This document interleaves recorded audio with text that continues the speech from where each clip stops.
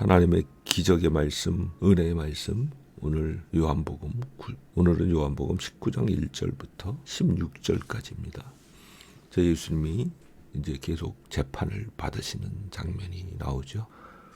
빌라도는 예수님이 무죄인 걸 알고 어떻게 하든지 예수님을 풀어주려고 애를 쓰는 모습이 나와요. 그런데 19장 1절에 보면 예수님을 데려다가 채찍질을 하죠. 이거는 이 정도 내가 채찍질해서 내놓으면은 저 유대인들이 그냥 물러나겠지, 뭐 그런 계산을 했던 것 같아요. 그래서 예수님을 채찍질하고 군인들이 가시면류관을 만들어서 씌우고, 자색 옷은 왕들이 입는 옷의 색깔이죠. 자색 옷을 입히고 그 앞에서 막 장난치죠. 희롱하고, 그리고 손바닥으로 때리고. 생각해보세요. 이 맞으시는 분이 누군가? 사람이 되신 하나님이 이렇게 모욕당하고 맞으시는 거예요. 이런 일이 있은 후에 이제 나가서 빌라도가 자신의 의도를 관철하려고 예수님을 보여주면서, 내가 이렇게 고문을 했어. 그런데도 죄를 못 찾았어. 이 정도면 난 할 만큼 했잖아. 이제 그런 의도로 이야기하는 거죠. 그런데 빌라도는 전혀 예상치 못한 반응이 대제사장들로부터 나오죠. 6절에 보면은 그들이 십자가에 못 박으라, 십자가에 못 박으라 이렇게 소리쳐요. 이 대제사장들이나 이 바리새인들이 아마도 동네 불량배들 모아서 돈을 주면서 같이 이 함성 지르는데 합세하게 시켰던 것 같아요. 그러니까 빌라도가 나는 이 사람을 고문까지 했는데 죄를 발견하지 못했어. 이 사람은 무죄야. 자기 입으로 무죄라고 했거든요. 그런데 유대인들은 우리에게 법이 있고 그 법대로 하면은 이 사람은 사형입니다. 왜냐면 자기가 하나님의 아들이라고 말했기 때문입니다. 빌라도가 이 말 듣고 더욱 두려워했어요. 그 얘기는 뭐예요? 원래 빌라도가 좀 두려워하고 있었어요. 왜 두려워했을까요? 예수님과 대면했었잖아요.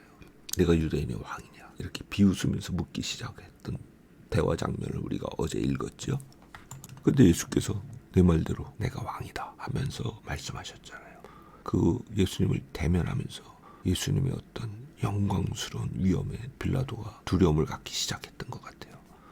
그런데 유대인들의 말을 듣고 더욱 두려워하기 시작했어요. 원래 그 당시 헬라 지역 전체 이방인들의 생각에 신은 사람의 형상으로 이 땅에 나타나기도 한다, 그렇게 믿고 있었어요.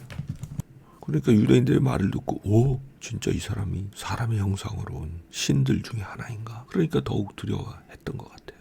그런데 유대인들은 드디어 자기네 계획을 실행할 방법을 여기서 밀어붙이죠. 원래 신성모독죄는 자기들끼리 돌로 처형할 수가 있어요.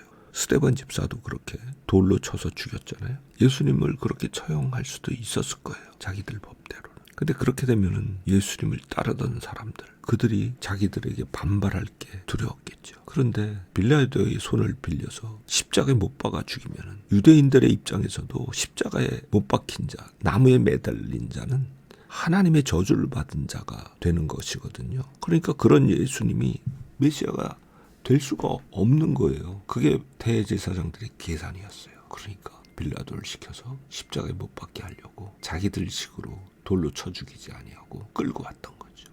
빌라도는 어떻게든지 예수님을 풀어주려고 발버둥을 치죠. 그런데 빌라도의 최후의 급소를 유대인들이 찔러버리죠.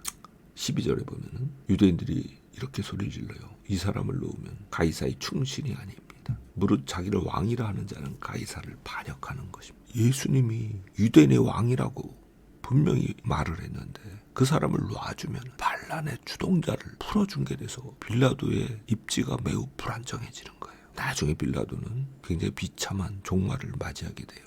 로마 황제에게 찍혀서. 그런데 이 급소를 찔리니까 빌라도가 결국은 항복을 하는 거죠. 그래서 예수님을 십자가에 못 박히게 내어주게 되죠. 그들의 사악함, 그리고 빌라도의 비겁함, 이것으로 인하여서 예수께서는 결국 십자가에 처형을 당하시잖아요. 그러나 그가 죽으신 것이 우리에게 놀라운 화해와 용서의 선물을 주는 하나님의 긍휼이 되었던 거죠.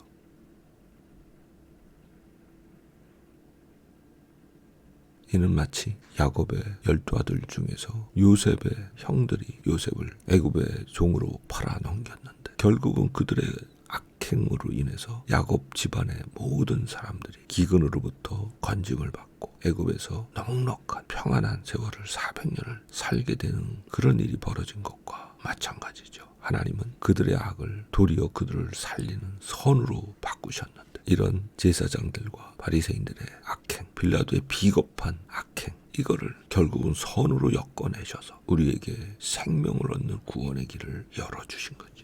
이렇게 우리를 위하여 고난당하신 주 예수를 오늘도 기억하고 우리 자신을 위해 살지 않고 우리를 위하여 땅에 오셔서 죽으신 예수님을 위하여 그의 영광과 그의 이름을 위하여서만 살아가는 복된 삶의 자리로 나가는 아름다운 하루 되기를 바랍니다.